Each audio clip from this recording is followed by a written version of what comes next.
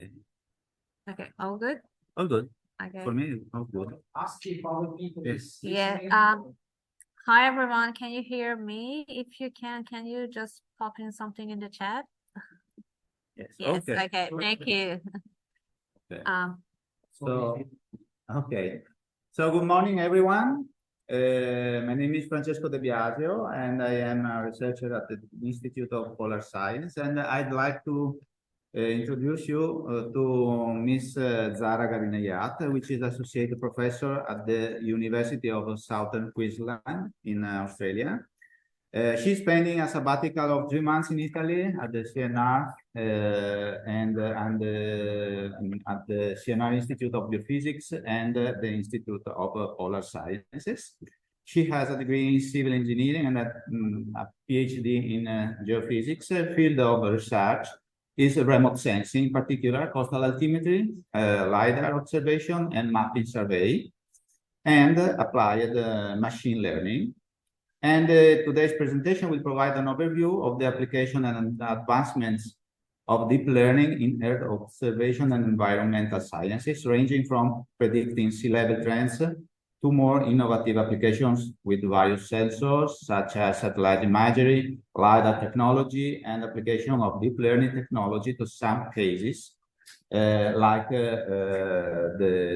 Venetian Lagoon one, which is the topic on which we are working together. And the presentation will conclude by introducing some freely available tools and resources for deep learning applications. So have a good seminar, and the floor is yours. Thanks. Thank you, Francesco. Hi everyone. As Francesco introduced me much better than who I am. I'm Zara. Nice to meet you all. I'm sorry for a little bit of delay in our presentation, but hopefully we can go through some of the useful tools that you might use in your research. Do you mind if I? Yeah, sorry. Okay, so I'm not going too much about my background because Francesco already covered, but some of the keywords, like what I like about the research being community-centric. So I'm using remote sensing and drones. I'm a drone pilot, so I use a lot of drone imagery and LiDAR. But I think as a scientist, what we would like to see is our research benefiting our community. And that's what I'm going to talk a little bit more today about how we can actually be or designing our research to benefit, our environment in a way and have a more sustainable environment. So today's topics are, don't know how to get rid of this toolbar at the top. So I'm sorry, it's a little bit annoying. I'm trying to see whether I can shift it if I can. Don't know whether I only have one screen here. What's this one? I don't know. Sorry, I don't want to. Is it down better than top? You reckon? No, it's worse, but top is better. Okay, sorry about that anyway. So deep learning application for Earth observation. I picked a topic based on the center's interest because I know this center, most of the people are working in the polar science and Earth observation area. So I thought that's actually a very good overview of the application and how deep learning or can be used across different applications. So the first bit is about the platform. So most of us, we're using the data. The data we're using, it can be like an open source data, like if you're like me using the sea level tide gauge data or openly available altimetry. It can be satellite based, like altimetry, like a Landsat imagery, if you're using imagery. It can be from drone, like that's another area like, yeah. So nowadays drones or unmanned aerial vehicles are very common.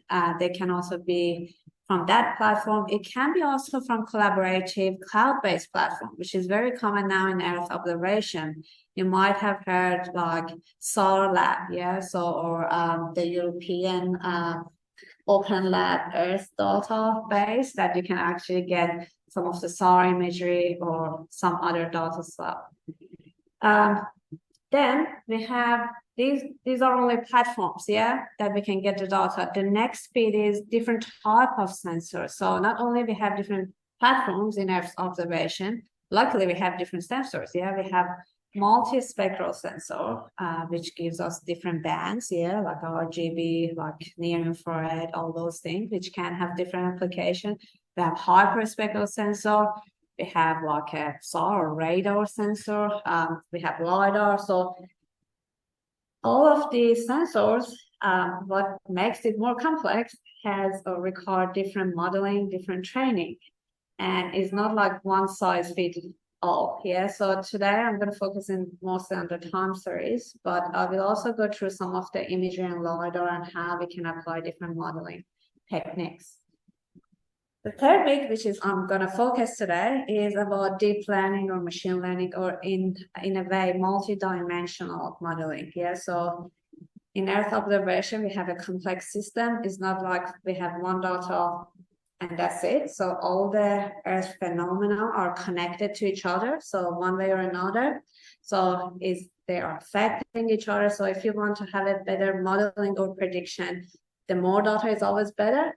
But you have to be careful because you also have a risk of over predicting your, prediction in a way, or it can be anything. Then we have different applications. So it depends on where your research background is, what's your research background is, or what's your interest. You can have different application ranging from change detection or feature extraction, or simply like what me and Francesco doing, time series analysis and prediction of the sea level. So that's another applications we can look at. So hopefully I cover a little bit of broad application, and then I'll focus more on what is my expertise more.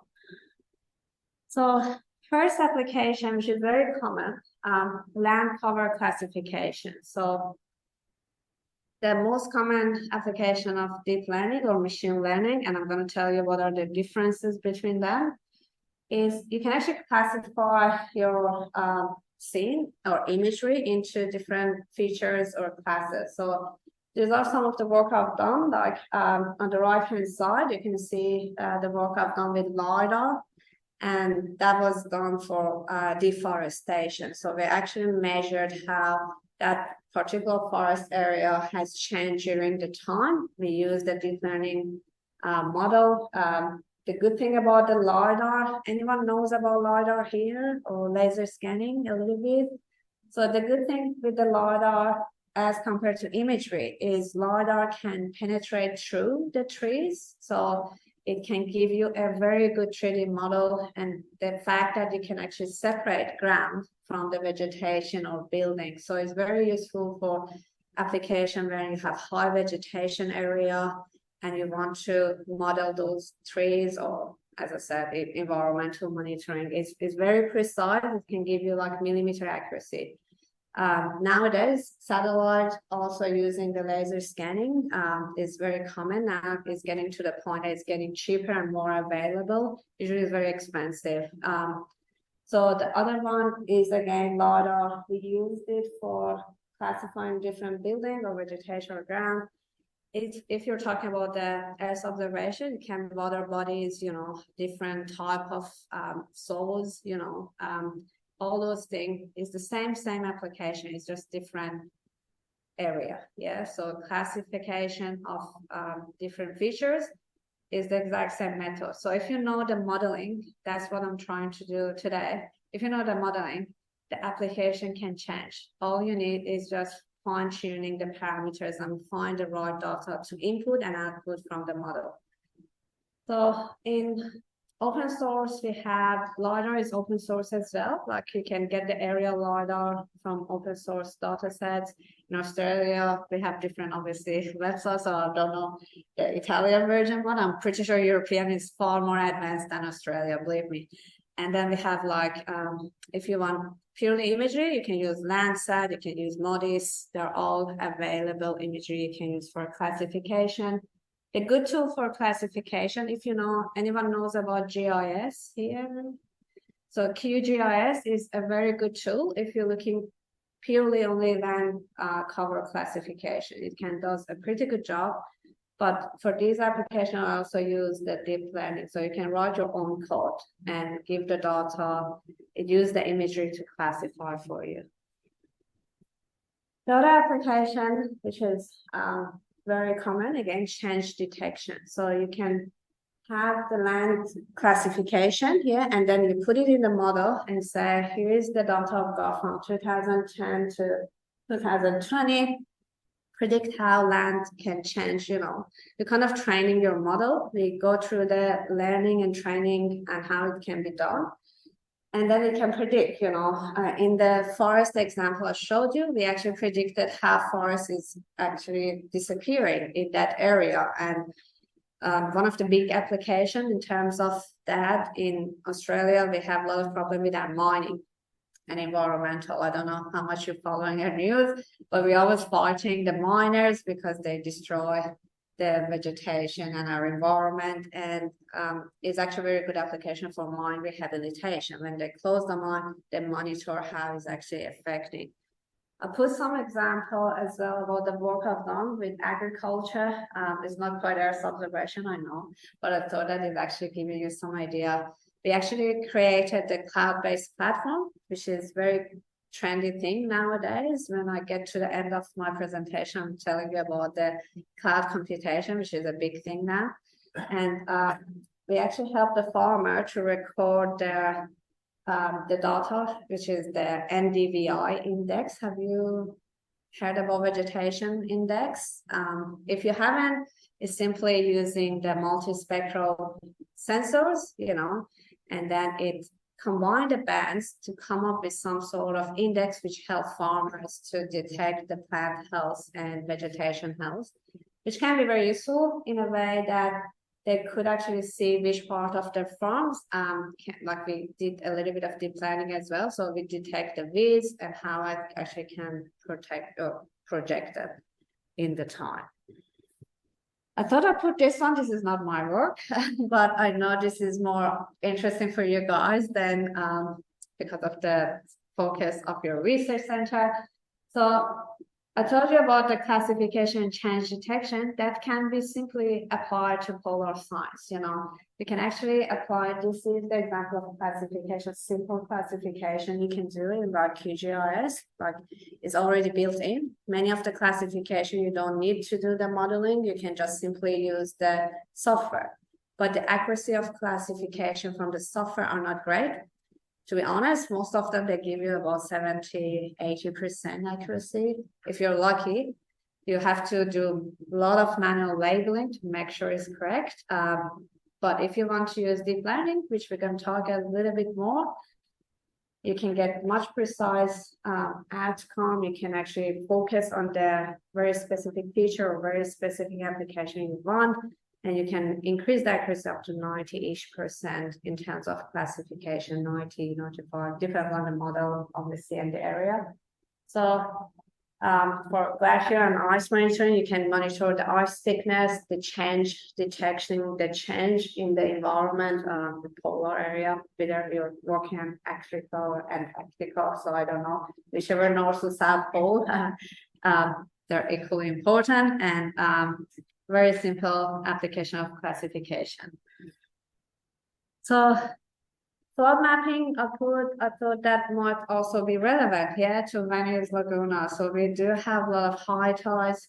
We are experiencing a lot of floods in different parts of Laguna. Actually, flood mapping is very complex, and it's more complex than simple classification, because not only you need digital elevation model, you need meteorological, you know, like the rainfalls, how much rainfall you have, the frequency of them, the amount of them. You also need the imagery from the satellite. So you have multiple sources of data. Some of them are imagery, some of them time series. So the fact that you're going to combine all those things together, it makes the modeling much more complex. So I've only worked on one area of flood mapping in Brisbane, Australia once. It was one of the most difficult tasks I've ever done because it was very complex modeling. So moving on to what I'm going to talk more, sea surface analysis. So the big application of deep learning is for predicting of sea surface height, sea surface wind, temperature. All those things are coming as a time series, and you can actually like a signal if you're coming from electrical background. A lot of them looks like a signal. So how we actually gonna model them and then actually predict in future steps? That's by itself looks simple, but those people who work in sea level, they know it's not that simple either, because there are many factors affecting our sea surface heights. And yes, the main bonds are wind and temperature and pressure perhaps, but it's much more complex. The circulation, the oceanographer knows more than that. So it's not really straightforward. These are the work I've done in Australia, so years ago. So I look at the decomposition of the sea level and then prediction using ANN, this one, but I'm going to go through some of the more recent ones today in more detail. So why I pick sea level as my favorite topic? And two favorite places so far I've been. So Australia, obviously where I'm living, we struggle with a lot of sea level rise. To give you some indication, over 50 years, 10 centimeter rise. And it's not consistent across the whole Australia. Northern Australia is actually affected most. We have a lot of tropical cyclones. We have like very complicated tidal system. We have a lot of high tide, king tides. And that's why I was interested since I started my PhD. So I focused in Australian and South Pacific region. Then I got lucky. I met Francesco and Stefano, and I started looking at Venetian Lagoon, which is one of the special places in the world. Is very important, not only for you, Italia, you would think, it's very important for us too. We love Venetian Lagoon. We don't want to see that, it's been affected by climate change and it's obviously suffering because, as you know, not only sea level is rising, land is moving at the same time, which makes the effect even worse. And I've experienced a lot of high tides since I started here. This picture is actually very recent. I took it myself from San Marco when it was a high tide and I couldn't walk in. And nothing feels more important, like when you see the impact of climate, you feel like you really need to do something. Yeah, so even a little contribution will count. So what I'm going to do today, so many of you might know about deep learning. I'm sorry, it might be a little bit boring for those who actually knows about deep learning, but I thought I would put some introduction, mainly for students who might not be familiar with deep learning concept, and give you a little bit of introduction. Then I go through 3 different case studies, including some of the work I've done with Francesco during my visit here, and still, continuing doing some work in next month. Yeah, hopefully it will be useful. And my battery is running low, so make sure I don't lose my presentation. Hi, everyone.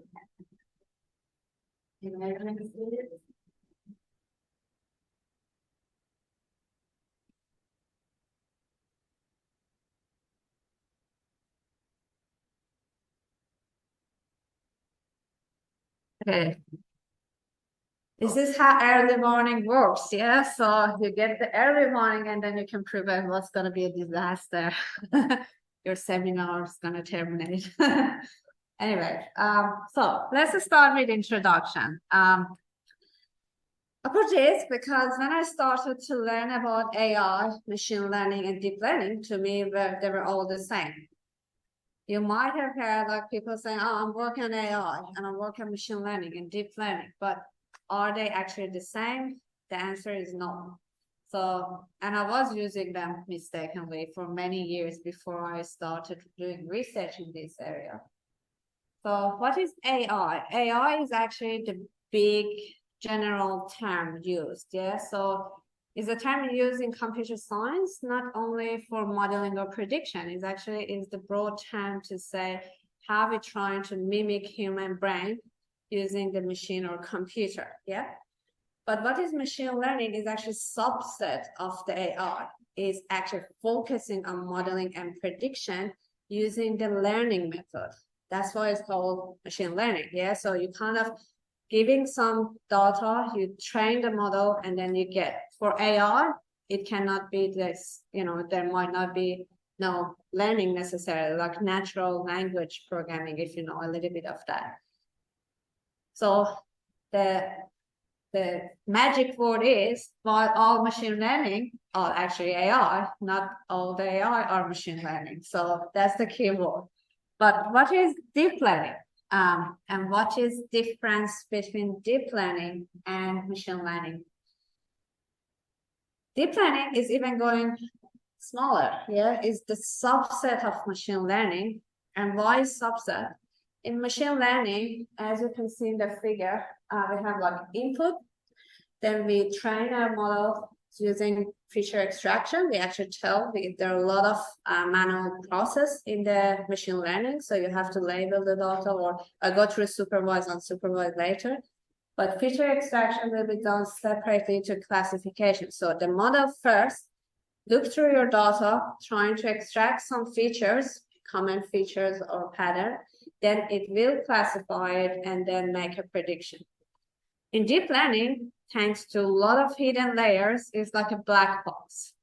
You don't know anything. You just give input, get output. Yeah. So all the classification, feature extraction, all happening as part of the big unit, which I'm going to break it down further of what are those units, how it's actually working. But that's the main difference. So machine learning is actually a simpler version of the deep learning. So it's not that complex. Why we need deep learning? Honestly, you don't need deep learning all the time. When do you need deep learning? When you're dealing with big amount of data. So if you're looking at the years and years of data, like Francesca and I'm looking at 20 years of sea-level data, or when you're looking at very complex nonlinear data or a structure that is not straightforward to predict, or also multidimensional. So it can be tricky. I put this diagram to show you. To certain amount of data, they actually, machine learning and deep learning perform the same. And I show you example of machine learning in my papers, which actually perform very well compared to deep learning. And we didn't know to go to deep learning. So if you don't need, don't bother. But having said that, deep learning is not like in the past. Yeah, it's not really that hard. Thanks to many tools that we have, which I'm gonna show you some of them today, specifically for students who are, wants to start looking at deep learning. There are pre-trained model. You don't need to write the code from the scratch. You can actually simply apply the model to your data. You don't need to know too much about coding if you ask me. So they're all built in. So yeah, if it's easy to access, why not? Just use deep learning and you get a better prediction. So what is deep learning consist of? So very simple. I know it looks simple, but it's more complex than what you think.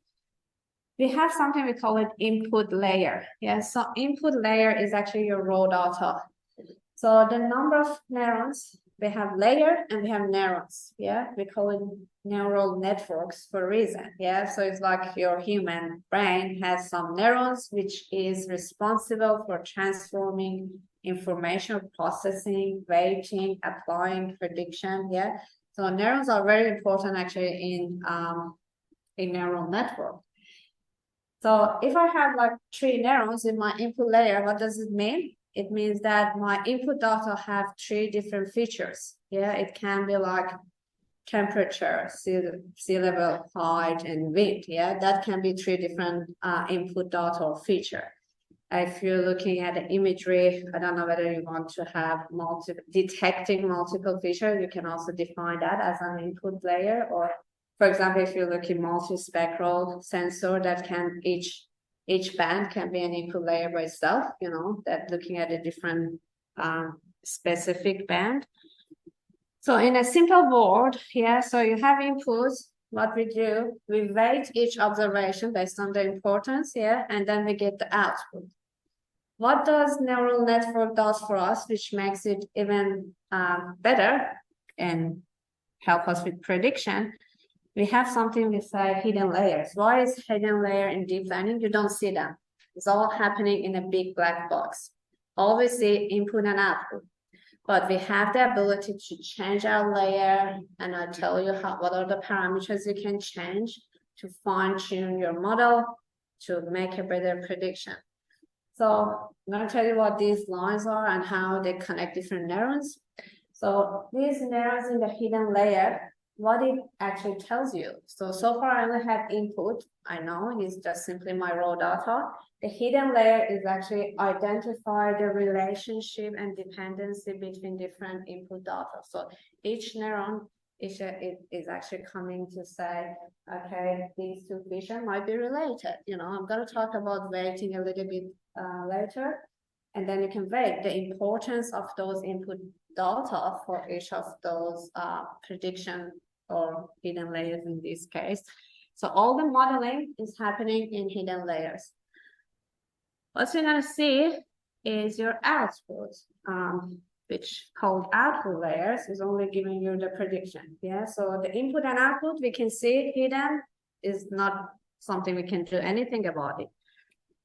But what's happening, these lines. So what are these lines and how we actually use them in our prediction?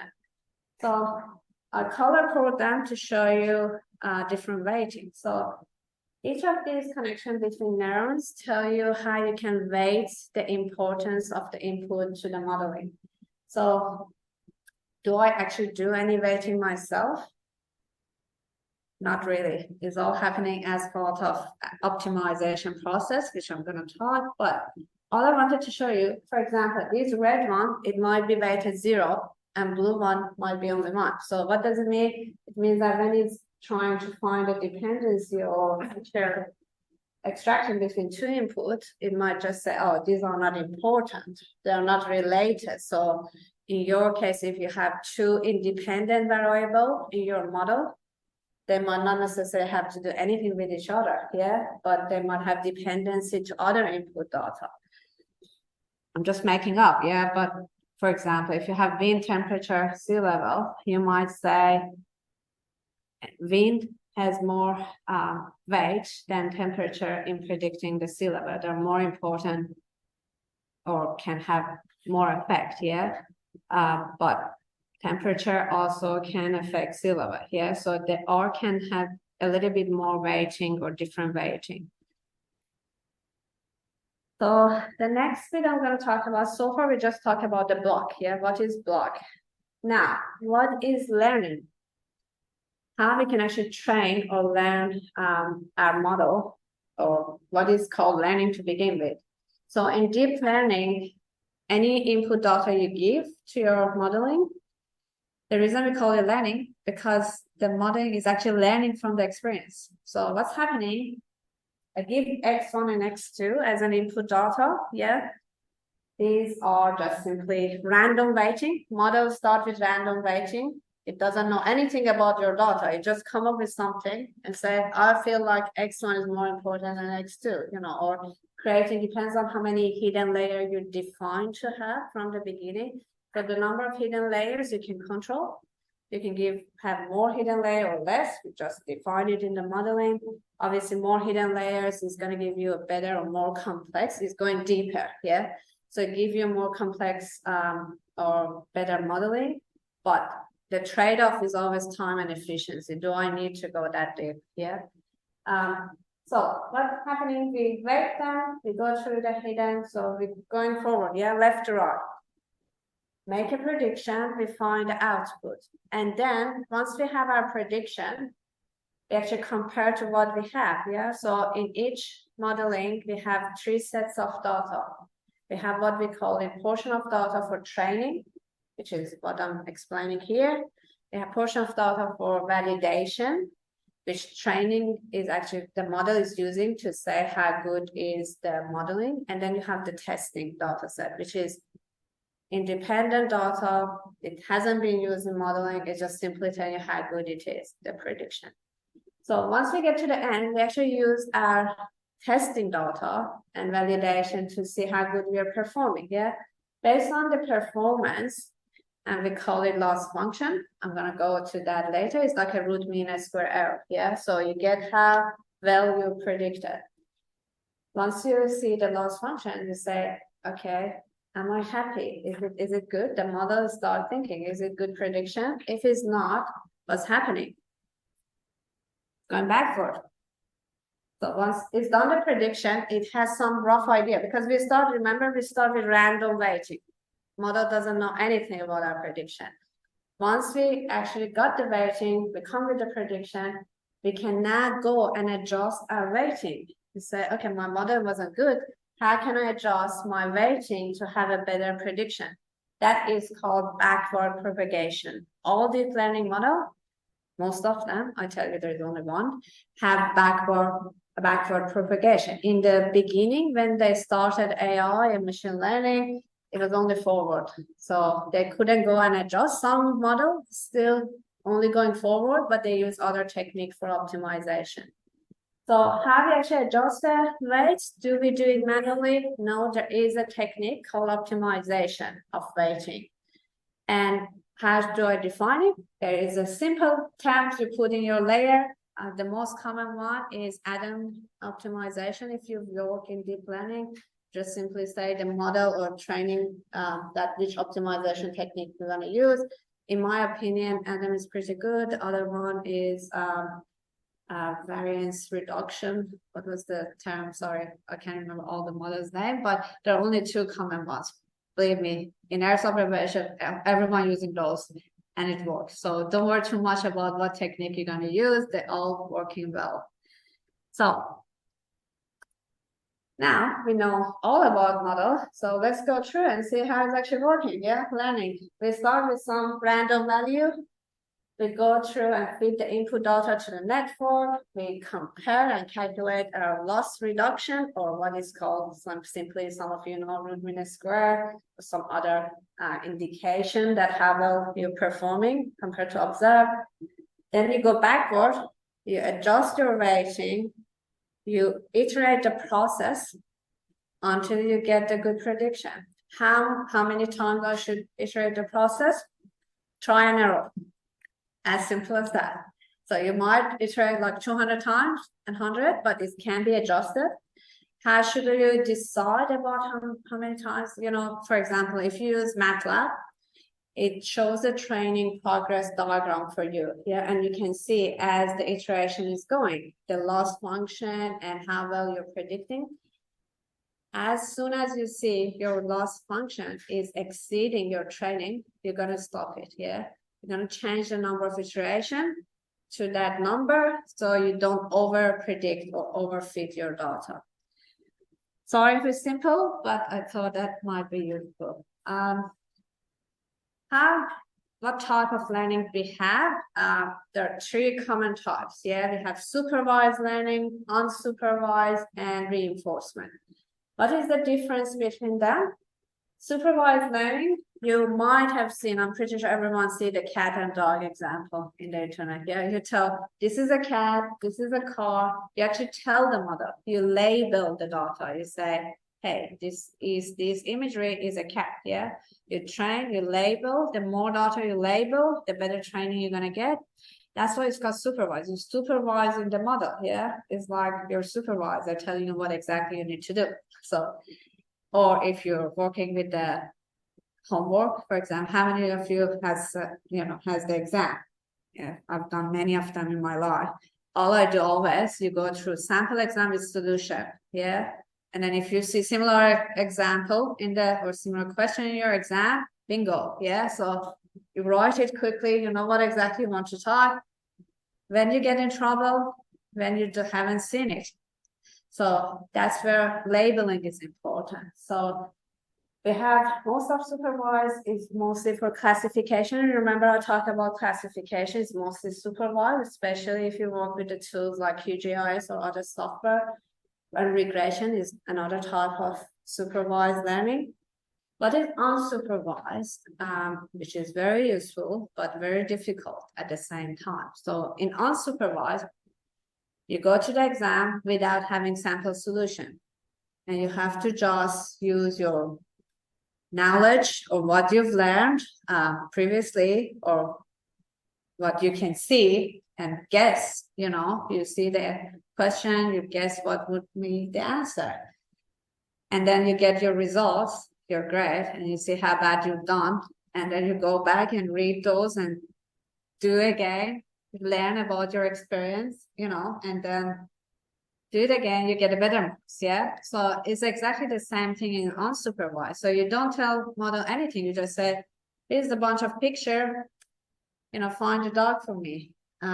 You don't label it. So it's very difficult.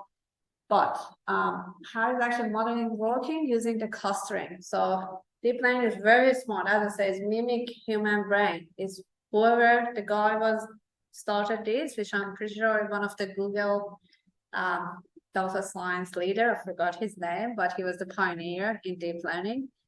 He actually tried to say how your brain is working in the situation you know nothing. Yeah, you come up with some best educated guess, and then you go and you try. What is reinforcement learning? Okay, that's my favorite. How many of you like chess? Do you play chess? Yeah. So reinforcement learning is actually used in chess AI. If you play chess, so what it means is kind of reward and punishment. Again, you don't tell model anything. But it's like training a pet. If you have a pet, maybe we don't have too many chess players, so I go with training pet. So if you have dog and cat, they do something good, you treat them, say, this is your reward, and you punish them, and they learn, yeah? So the kind of thing, when you actually reward them, and say, okay, that's good. When you punish them, that's bad, and they keep iterating until they get the best behavior in your pet example. In chess, there are a lot of machine learning algorithm out there, which is actually they call best next move, for example. What is the best move is actually using in gaming. It's very popular in gaming if you do gaming. Going back to our deep learning, so today I'm going to go through 3 different common examples of deep learning architecture. The first one is kind of distinct nowadays, so I'm not going deep. But RNN and CNN, I'm going to discuss in more depth because I know most of you using one way or another one of these prediction in your work and might be useful. So what is feed-forward neural network? Is forward propagation. You remember I showed you input, hidden, output. So only going forward. How is actually adjusting the weight, sometimes using the some analytical, like a least square adjustment, actually using them to adjust. It's not going backward, it's actually adjusting the prediction, not so much the weight. But in RNN, which is one of my modeling in my case study, and I'm going deeper in that, RNN is very good recurrent neural network. It's obvious from the name. It's gonna go back, loop back every time. So what it means, imagine this green one is your input layer, is number of them. Yeah, just squish them. You're looking at from the top. The blue one is your hidden layer, and red one is your prediction. Yeah. In time series, like a sea level or temperature, we have dependency. You cannot just say how much sea level rise without knowing what was the sea level last week or not last month or a few years back. So what is happening in RNN, it's dividing your data in different time slots, is actually going back every time to the prediction of the previous time. Yeah. So if you, and I'm going to talk, if you sequence your data, like truncate, if that's the right word, data. Let's say you have like time series of 20 years of sea level. This sequence or your slide, yeah, your time, like say every month, yeah. So in every month, the prediction is going back, look at the previous prediction from last month and use that as a training for next one, yeah. It's very useful for sequential, like if you're looking at the text or language or time series, is the one you go, because it's very useful. But we're going through the hybrid model as well. So it's not only you only use one of them, you can also combine, mix and match. What is CNN is actually used, or convolutional neural network. You might have heard CNN more than any deep learning, I'm pretty sure, because this is used for imagery mostly. The advantage of CNN to RNN is CNN can handle spatial data.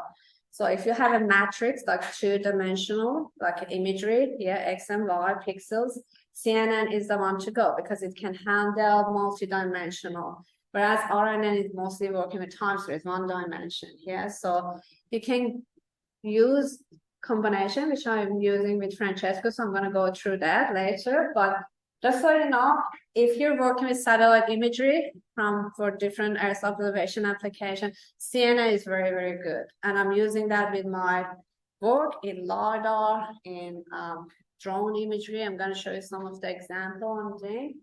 But yeah, so I'm going to tell you what is convolutional. Don't worry. But just so you know, it's actually like a pixelated two-dimension work.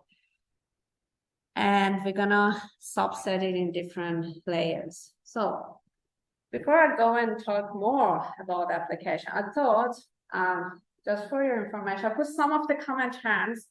I told you, nowadays, we don't do too much programming. Luckily, everything is written, we have a function. But what you need to do as a student or researcher, mainly, what are those terms? Because as I said, deep learning is try and error.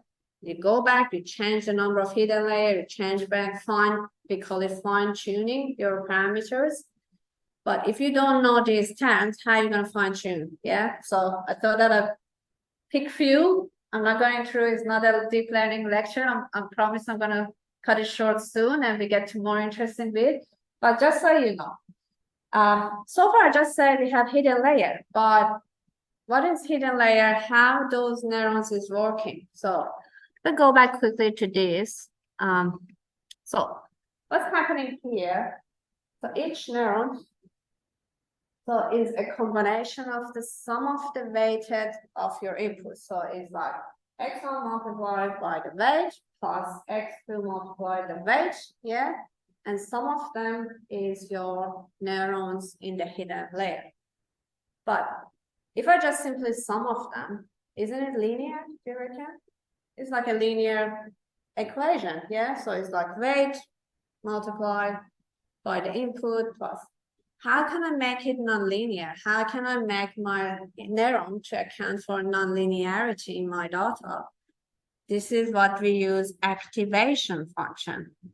So activation function is like, I put little activation here, like it's like we say, it's not like a linear trend. It might be sigmoid, or it might be like a other type of curve. So you can define the activation again. There are different methods to be used. Like the common one is rectified linear unit. I use that a lot in my work, and it's pretty good. You just simply define it in your layer. You say, I'm going to use this method or that method. That can vary, depends on your data.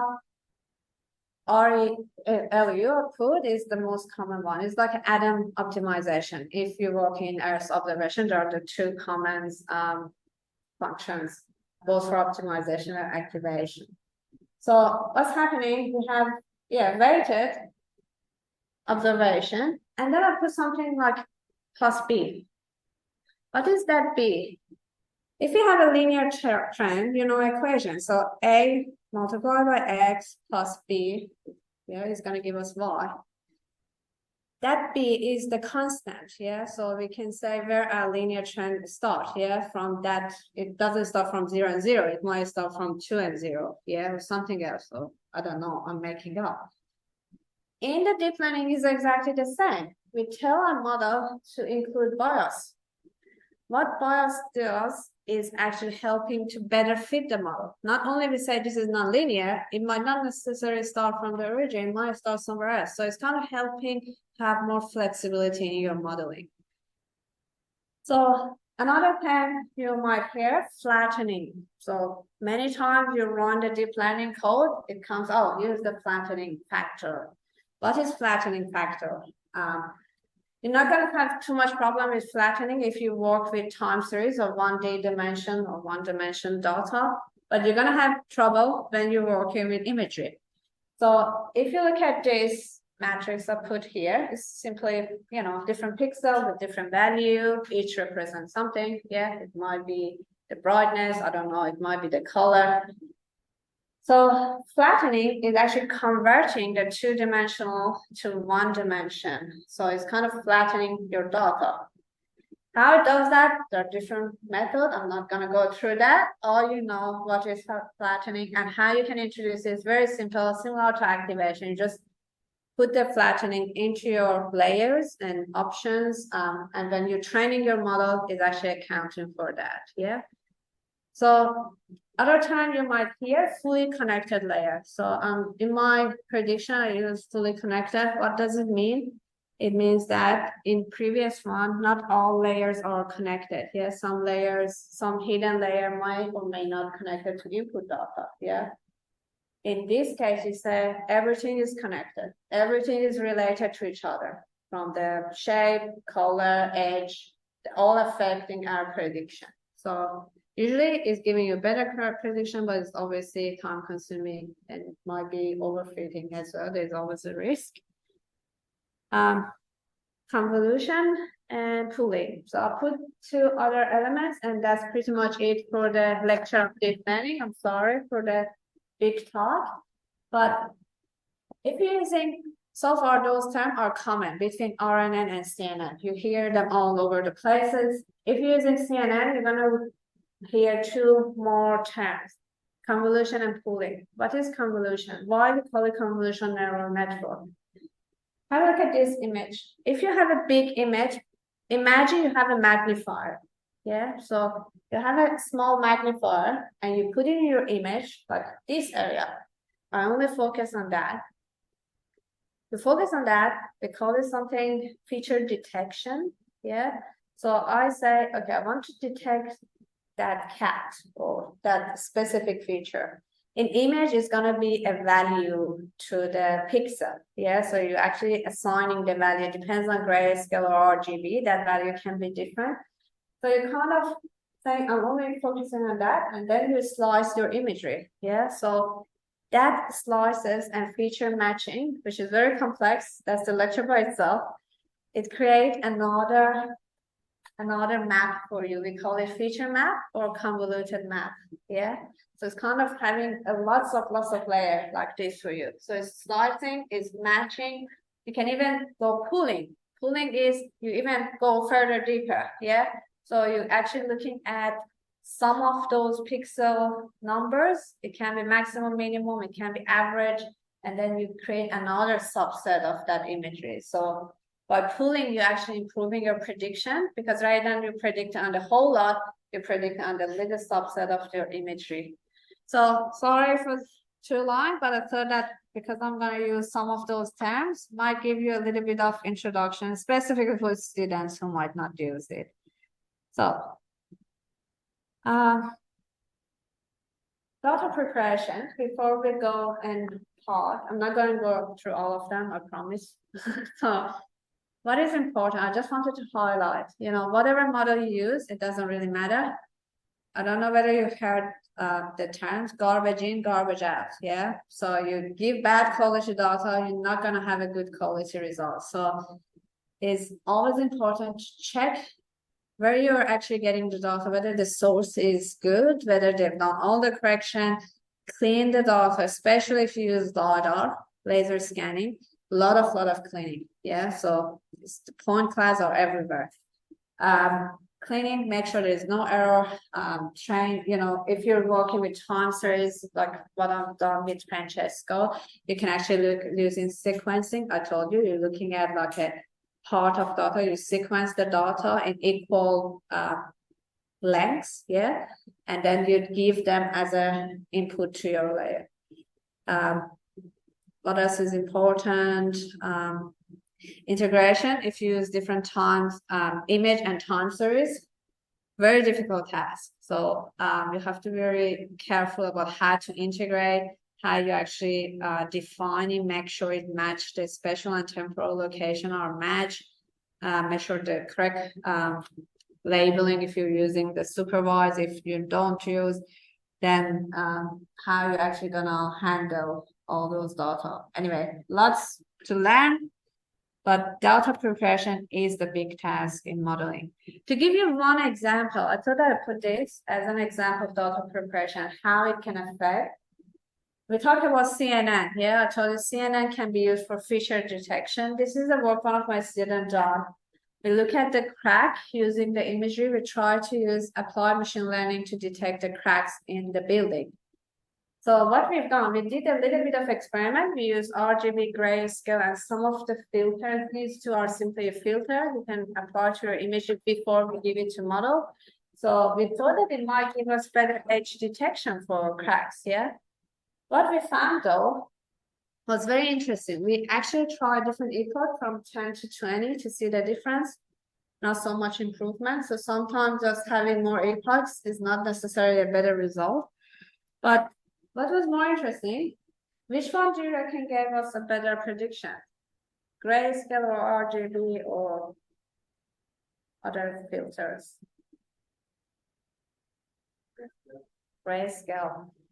So these are what we call it the evaluation metrics in imagery if you have. So the black is actually a cracked, non-cracked here. It's simple, showing you how much false positive, false negative you had, yeah, in your prediction.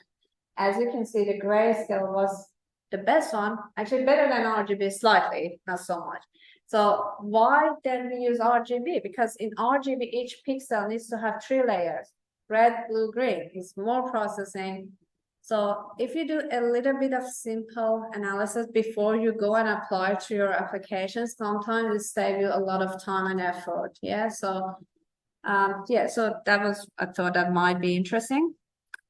So for a student who wants to start deep learning, there are a lot of good tools. I thought I'd put some of them here. You can use the MATLAB deep learning toolbox if you're a MATLAB person. There are some open source application like Keras, Google Earth Engine as well. Sorry, I didn't put here, but Google Earth Engine has a lot of deep learning model inside there. You can apply TensorFlow, Microsoft, Python. So most common language used is Python, but I know many students using MATLAB, so as I when I was there. So I'm still using MATLAB for many applications. So you can either use deep learning toolbox. I think it's not really that expensive. It's $100 per year or something, $100 Australian dollar. So cheaper for you guys, European, you're rich. Anyway, just something to know. Now I'm getting to more interesting. Sorry for the boring bit, but let's go through some of the case study I applied deep learning to. For those of you who doesn't know, South Pacific region is like your Venetian Lagoon. It's a lot of little islands at risk of sea level rise. They can go underwater any minute. If you visit Fiji, it's very nice holiday place. If you haven't just planned it for your next trip, Fiji is actually affected by a lot of tropical cyclones as well. It's one of the big regions with a lot of power. I picked that because my lovely colleagues like Francesco, who is Italian, my lovely colleague was from Fiji. And we thought, let's do something nice, yeah? So something that we can have impact. So what we did, we actually used few tide gauges, yeah? So specifically we used 3 Fiji, PNG, and Marshall Island, the yellow ones. And then we used the satellite data. So this is the example. We had both time series and imagery. And so we had mixed match of different data sets. So we use very large climate indices, 53, including temperature, pressure, even the temperature and pressure at different depths of the water. We use soil moisture. We have everything we could, yeah? Having more variable is helping you with the bias in your model because it's kind of giving you more bias. You know, there is nothing to restrict your modeling. Yeah, so It's coming from everywhere, yeah? Pressure, temperature, soil moisture. But the downside is overfitting. You give more climate variable, the model is actually can be overfitting the data and give you very good prediction, but may not be necessarily true, yeah, in a way of modeling. Some of the data set we use, it was from Moody's, and Moody's Trail is the open source satellite data you can actually find. So here's the interesting bit. We've done some testing. So remember I talked about CNN? Yeah, I said imagery, CNN.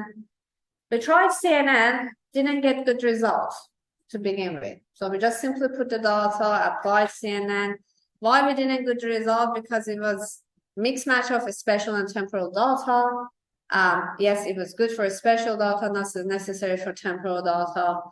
And we didn't get what we wanted to begin with. So then we said, one of the things you also can consider, if you're working with time series, you can actually, rather than just simply giving your time series, you can decompose your time series. How many of you know about EOF analysis or empirical analysis? Yeah, so different modes of signal. Anyone here know signal processing? No, okay. I'll tell you what it is. So you actually can decompose your time series, and I'll show you in the next slide, into different modes. Yeah, so each mode have percentage which is telling you how much that mode can explain your signal. So it might be 80%, it might be 5%.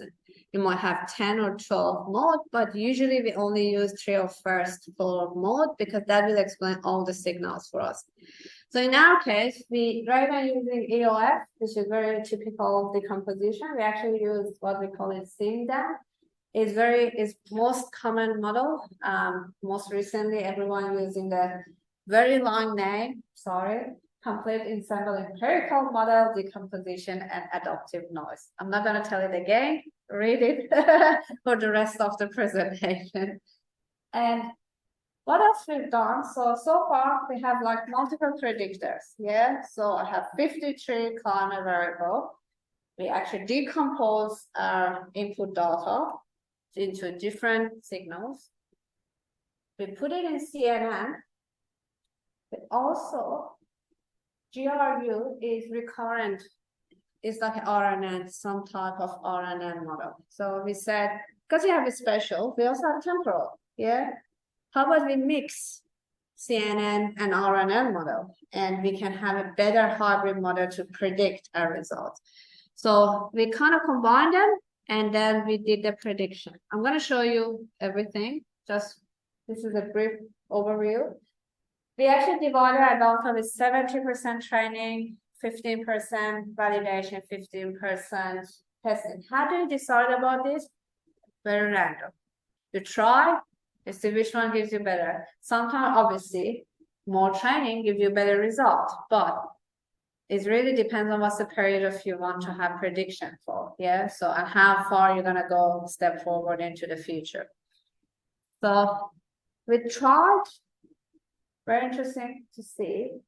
We tried 6-7 models. Some of them are standalone, some of them are hybrid or combination. So we tried GRU by itself, CNN by itself, the combination of CNN, GRU, the combination of the decomposition and 2 models.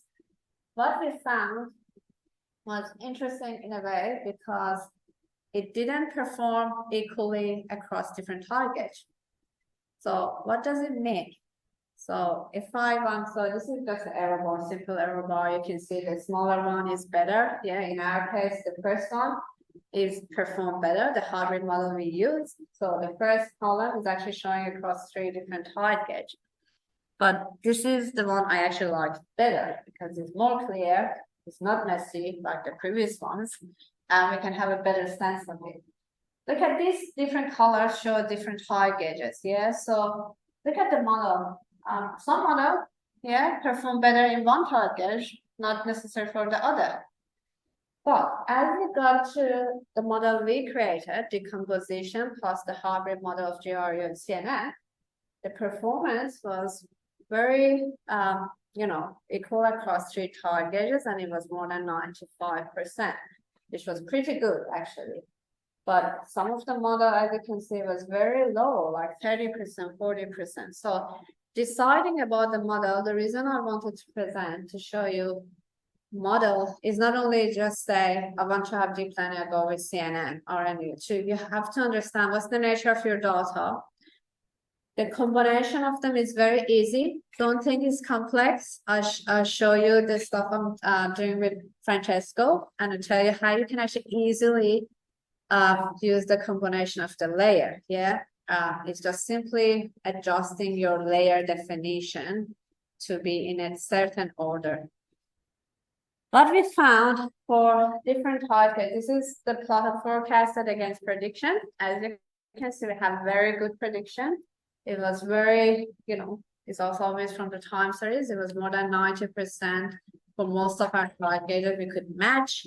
We even did go a little bit further. We tried to get the trends of sea level trend for those islands and see how the sea level is going to be predicted in future. This is the old paper, obviously it's not complete to 2023, so this is a little bit older analysis. Yeah, that was one of the examples I wanted to show you, which was the hybrid model. So combination of CNN and RNN to some extent, yeah, or GRU in this case. Another case study I put was for Australia. So as I said, Australia is very important place in terms of sea surface because we are struggling a lot. You don't believe, but here's the example. We have astronomical tide. You have high tides in Venice all the time. Yeah, Mose is the name. Is that correct, Francesco? In Australia, northern part of Australia, especially northwest, has the most highest astronomical high. They're suffering a lot. So this is the signal processing and showing this specific target. You can see the maximum peak can reach up to 12 meters from the surge tide, which is very, very high, 12 meters. And most of Australia cities are across coastline. If you've been in Australia, we don't have anything in the middle. We love beaches. We're laid back. We go to the beaches and we don't walk. So anyway, so we kind of picked 4 tide gauges across northern part of Australia. What we've done, which is very important again, that's why I put it to show you. In time series, you will find what is called time lag. So what is time lag? So when we are using the previous time series to predict for next step, that means we rely on the previous, like we learn from the past, yeah? So we have short memory and long memory in deep learning. You go back and you also go a little bit a step, in recurrent network to learn. But it can create what we call a time lag. So it means that you feel like you're relying on the past, but the past not necessarily using what is actually is. So how can I account for time lag? There are 2 ways to go about it. You can do your prediction and see the time lag between predicted and observed, and then shift or adjust your time series to account for time lag, because it's happening no matter what you want. It happened in our case as well. I have to adjust the time lag. How can I measure the time lag? Anyone knows? Anyone knows about cross correlation? Yeah, cross correlation is the way to find out what's the maximum correlation between 2 time series, and at that time it can be like an hour, 2 hours, 2 days, depends on what sort of time series you've got. In this case, what we've done, rather than predicting and adjusting, we actually account for the time lag from the beginning. So we actually gone through the tide gauges. We found the time lag between our prediction. We've done the cross correlation for hourly sea level for different tide gauges. We introduced the lag into the modeling. So we said, okay, for this tide, and it was different for each tide gauge. So when you do the modeling, you have to define the time lag separately for each tide gauge and say, okay, so when you do the prediction, start 5 hours behind. yeah, or 4 hours if you're working with hours, sea level, if you're daily, few days, yeah. What else we've done, which was unique in our modeling, we introduced something to trigger the early stop, yeah.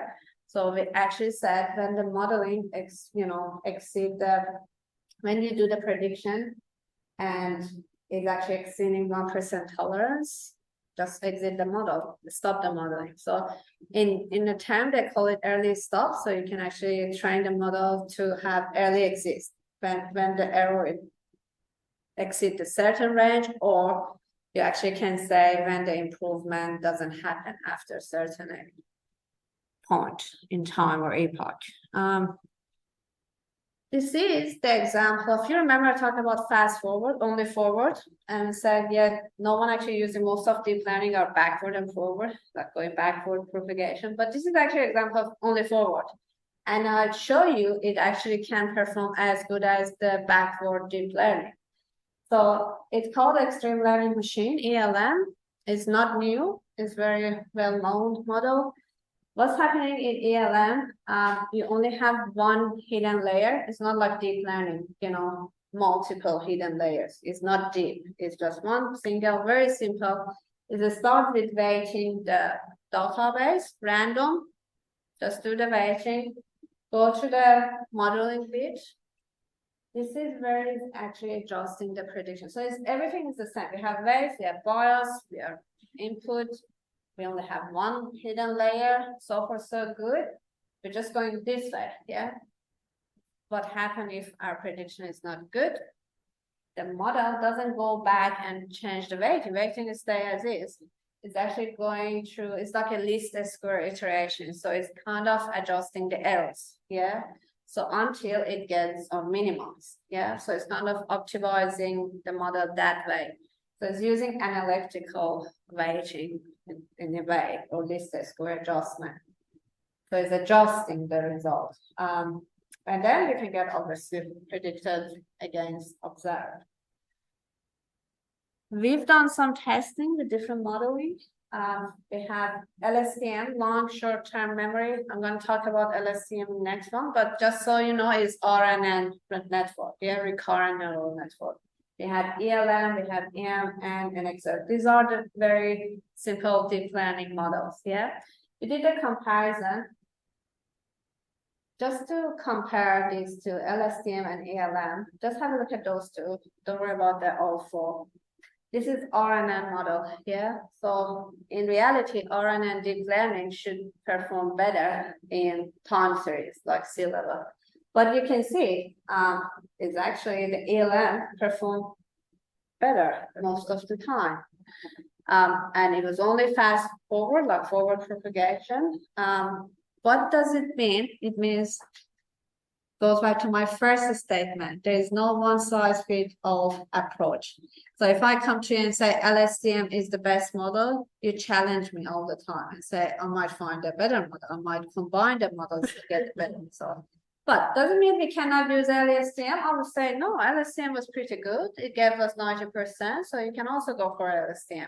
We tried that to show not only the model is important, the data is important. Have a look at the errors from different height gauges. So yeah, your model, this is also my previous slide. Remember, I showed you different height gauges. Not all the model perform well in every height gauge. The data you give is important. Darwin and Ferguson is actually, if you know Australia, is near Great Barrier Reef. Very complex tidal system. It's not easy to predict sea level over there. And that's why no matter how good your modeling techniques, how well you adjust, you may not get perfect 100% results you want to.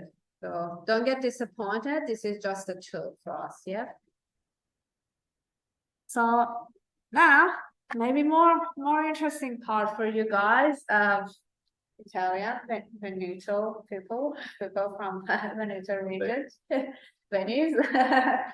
So as Francesco said, my purpose of visit is to be able to have the opportunity to work with Actually, I've seen a lot of passionate researchers in your center, but amazing.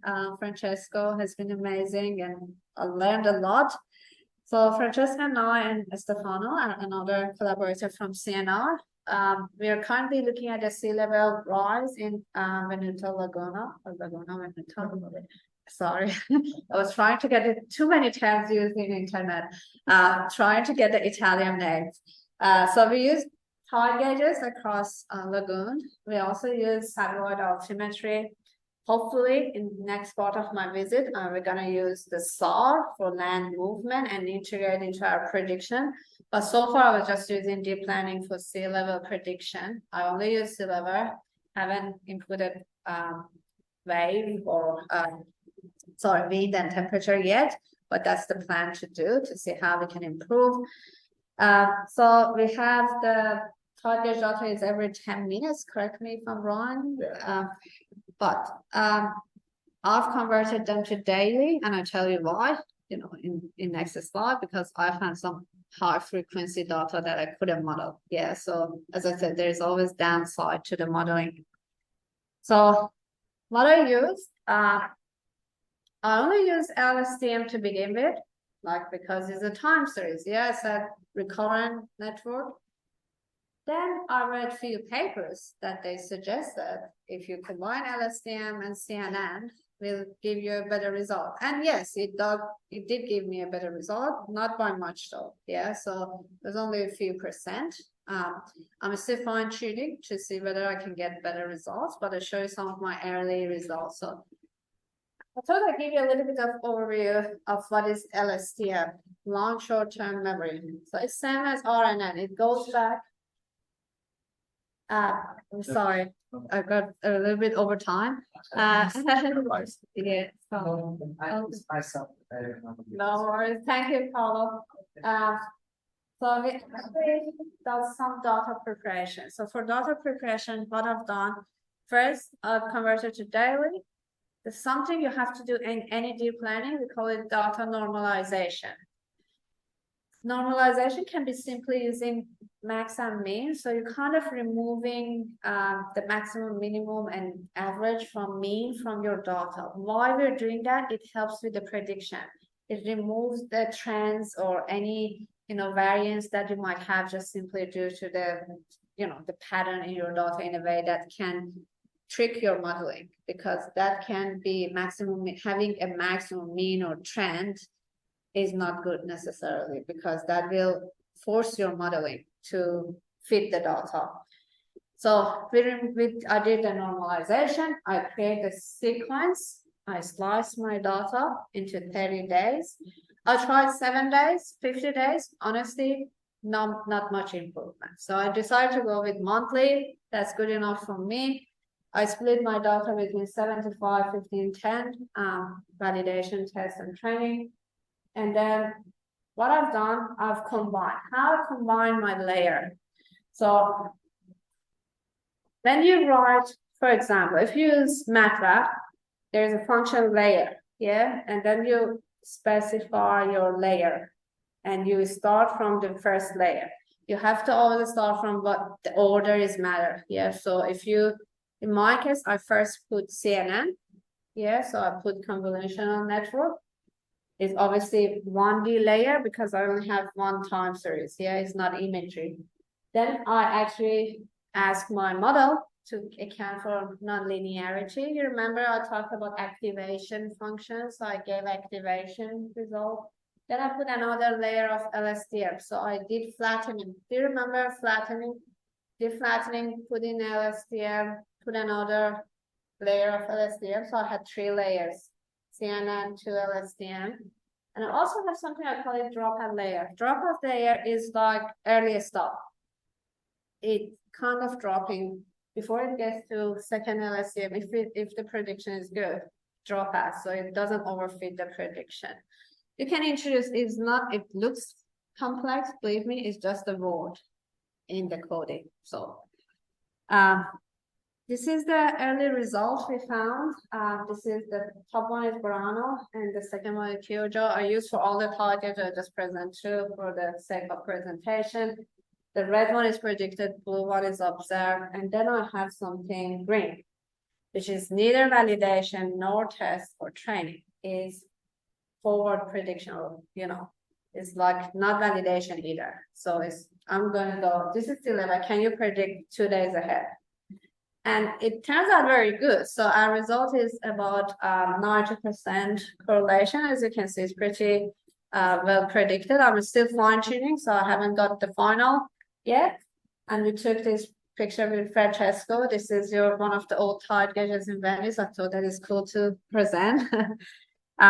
So not only you can validate your result, you can predict forward. And how well you can predict forward, no one knows. Because if you don't have the data, you don't know how well it's predicted. We have to wait and see. Okay, so getting to the end of my presentation, what is featured for me and Francesco in next month? Obviously, we're going to use the satellite altimetry. We're going to use install data. We're going to not only using deep learning, but also predict the trend over Venetian Lagoon and see how land movement and sea level will affect together. What's featured for you? So I think the future of Earth observation is about hybrid model. We passed the stage that we use only CNN or LSTM or RNN, because that's very simple nowadays. Yeah, people found that if you combine the layer, come up with more complex modeling, you always get better result. And you could see my result. I've shown you multiple hybrid models to show how you can actually combine them. But is it always better to have more data? No. Yes, more training is better, more data is better, but you have to really be careful about over prediction, because if you give too many restrictions or too many data in your data model doesn't have flexibility for prediction. How these models help us? These are only scientific tools, guys. Like no one knows what future is. We can't, from my point of view, we never can predict too much ahead. We only can predict one step ahead. But imagine if you can give 1 day early warning to people who are affected by flood. They can evacuate their city. You can save lives. Yeah. So that makes research more important. Otherwise, whoever is claiming can predict everything, I think they're such a big liar. Yeah. So we can't do that. And yeah, so if you like my presentation, you want to find out more, there are obviously my papers. You can go back and read more about the model I presented today. And that was all. Thank you for your attention. Okay. Thank you. And any question, I'm open to any question. And maybe I don't know exactly how to allow the people. I think you can so if you have any question online, people, you can unmute yourself and ask question, please. But you So think hopefully- they are going to ask? I don't know, or you can type in the chat and In the chat, maybe, read from the chat too. And also you? Yes, please. Thank you for your good presentation. So my question is, are you afraid to see other machine learning models like random forest or because I had the opportunity to work on sales prediction. Oh yes, And they usually want to yeah, that random forest is different type of machine learning. Yeah, so I use random forest in LiDAR, and it worked very good in the classification. I had very good result.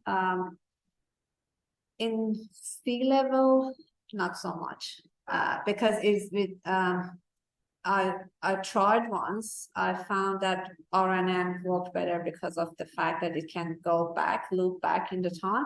But I definitely it might work for for you predicting. You said sales is more predictable. Sales is very not as straightforward, but the parameters are limited. Whereas sea level is very complex system, and it might not handle well. Like I found random forest for classification of LiDAR because it's very easy, like urban building vegetation. If you label them, supervised learning with random forest, I found it worked for us, but I'm not expert in all the models, so I might be wrong too. Yeah. Any question from online or here? Haven't seen any. Any? Okay. No, okay. Okay, and I have a last question about I told you Always, before, Francesca. yeah. I was really wondering how you can just predict maybe a lot of days in advance what happens in a given type gauge, just knowing the past. It seems like modeling at this time is not fruitful anymore, because you already know what will going to happen just looking at the past. So how can you explain why 90% of what is going to happen now is written in the past, and just the 10% could be given by the errors or uncertainty. the forecast of the atmospheric forcing, etc. So it's actually very philosophical question data modeling, but I agree. That's why I said when I get to that slide, I was like, this is only a tool. I don't believe they can predict 100%. The model is obviously just detecting the patterns, recurring patterns in the data or signal, and trying to have best fit. But whether it's actually true, like for example, you know, IPCC, we always read what's the sea level rise, and they come up with different scenario. Yeah, I think what's deep learning maybe is the best useful if you want to try different scenario. You want to give some extreme input, like so far I just say you give real input. Yeah, you want to give real sea level, but you can also exaggerate your input. You can actually give if sea level is rising that much, how it's gonna, you know, project in future. That's how most of projection in IPCC is happening. I feel like that would be more realistic to come up with different scenario and tests. I'm with you. I don't think they can predict 100%. But as I said, deep learning is a black box. No one knows what's happening inside. All we know is bunch of pattern and feature matching, and it's using the best educated guess based off the, you know, whatever you give it to. So sorry if I didn't answer quite well. Thank you. I don't think we have any question online. If we have anything here, yes, challenge me. I like it. Have you tried to explore other works on this, especially in the prediction research data? This is a recurrent problem. Yeah. So I was surprised why it's not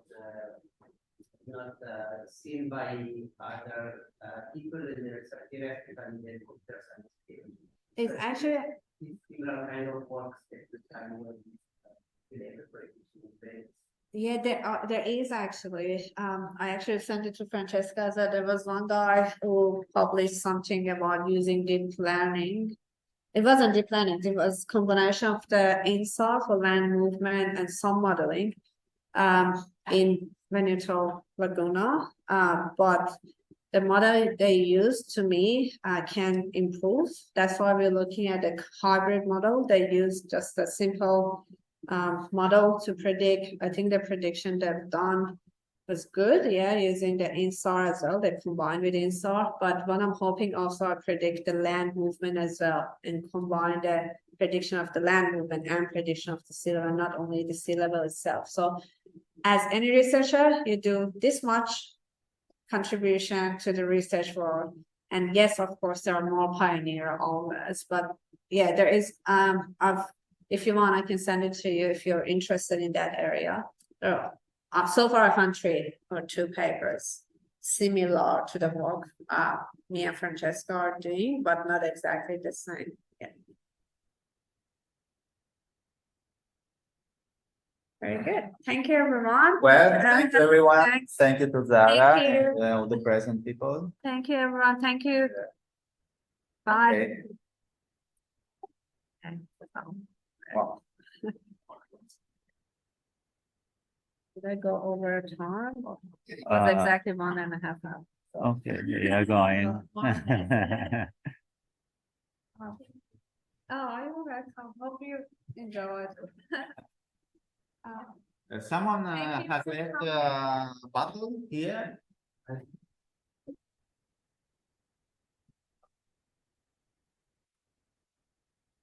Someone has left it.